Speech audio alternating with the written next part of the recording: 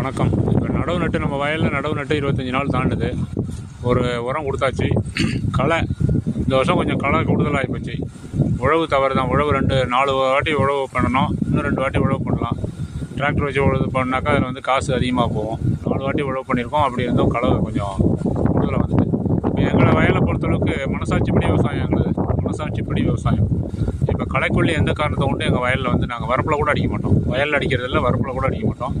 அதனால் பாருங்கள், களை அதிகமாக இருக்குது. எல்லா களையும் ஆட்களை வைத்து தான், மேன் பவர்னு சொல்லக்கூடிய அந்த மனித சக்தி ஆட்களை வைத்து தான் களை எடுத்து கரையேற்றுறோம்.